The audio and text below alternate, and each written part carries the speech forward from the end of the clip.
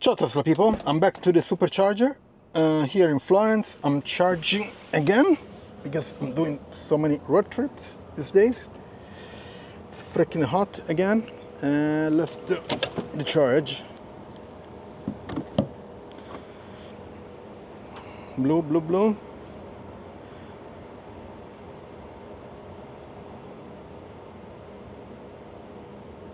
And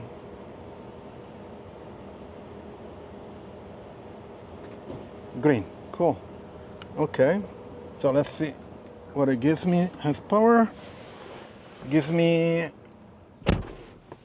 35, 67, 94, 114, 113, 114, I guess. Okay. I tried to precondition the battery, but I'm at 42, that's why. Anyway, so we'll do the Supercharger talk number 19. There are several news from the Tesla world. So first news, the Tesla update 2024.26.3.1 is being released. And there are a bunch of people already installing this update, and some screenshots from the various UI changes have been posted. They look pretty good. There are other two Model Y here. There is a Model Y Performance in gray. Looks good. Hopefully I'll get it in the next few days, and I will do a video, of course, and I will do a video of all the changes and what's new. There are a bunch of them, so stay tuned. In the meantime, please leave a like and subscribe to this to my channel, and put a like on this video. Also, there was a EU Maps update. Let me see if I got it. EU Maps 2024.8. No, I didn't get it yet. So we'll see. Maybe it's checking right now the navigation. I don't know. We'll see.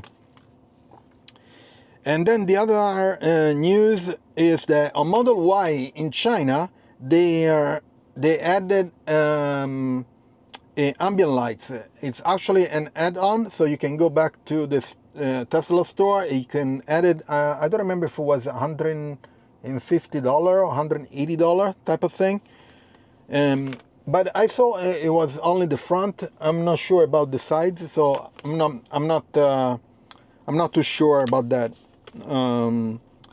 The other thing is, somebody mentioned comment on Elon Musk post about Model Y Juniper that is upcoming, and he mentioned that they don't want to go through the Osborne effect, which makes sense. So they don't want to tell everyone that the Juniper, the Model Y refresh is going out soon, because otherwise people will stop to buy Model Ys, right now, which is understandable.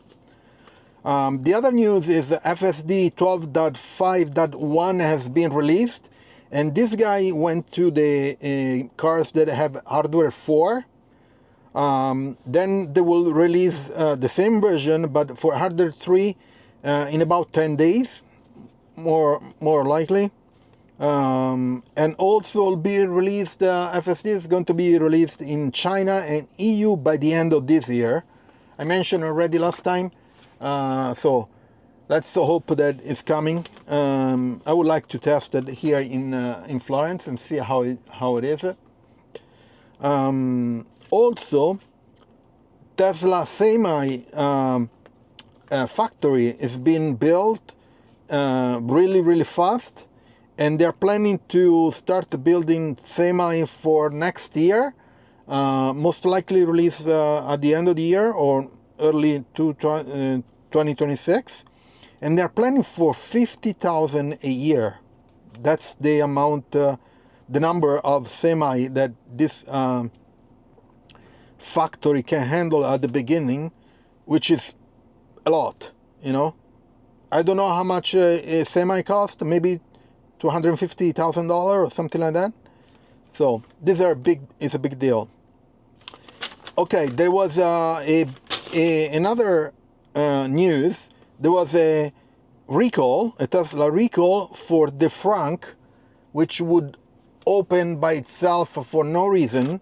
So this was a 1.8 million cars recalled for Model 3, Model Y, and Model S. And Tesla released a fix via OTA, of course. This is in the USA. At least for now, that's the news. I'm not sure if for China or other places like Europe this is included. I'm not sure. We'll see. But the fix is an over-the-air update, which is pretty cool. So you don't have to go to the Tesla store. Pretty cool. Another news was on a comment. Musk commented on a post from someone that they were mentioning why not releasing a Model S Plaid Plus, and the response from Elon Musk was Roadster. So there are no Model S Plaid plus whatever. The Roadster is the top of the cars that Tesla will have. And then interesting news, and this I think it's the first time outside the United States, Tesla Insurance got a joint venture, I guess, with the Zurich Insurance in Australia. This is interesting. First time, I think, outside of the US. Hopefully they come to Europe, because here insurance are pretty sneaky. This year my insurance went up by 40%, okay, which was crazy. So these are all the news, and while I'm talking, the navigation data has been updated. So let me actually put let me set up my access point so that I can download it via OTA via the app here. Okay, let me see if it works. Anyway, so these are all the changes, not changes, all the news for the Supercharger talk number 19. Hopefully this guy connects to the Wi-Fi. Okay, hopefully I get the download. There is not much to it. It will download and that's it. It won't tell anything. It won't ask you for permission, whatever. So let's, I'm still at 100 kilowatts, pretty good. So let's hope that everything goes well. There is, I don't know if it's a 500E. No, it's not. Okay, I thought it was a Fiat 500E charging, but here they cannot charge other cars. So anyway, everything doing good here. I'm going to do the download. I'll check with you in a bit. So I'm done with charging. Let me unlock the port. I'm actually downloading the EU map update. Down here. This guy is closing. Let me get inside.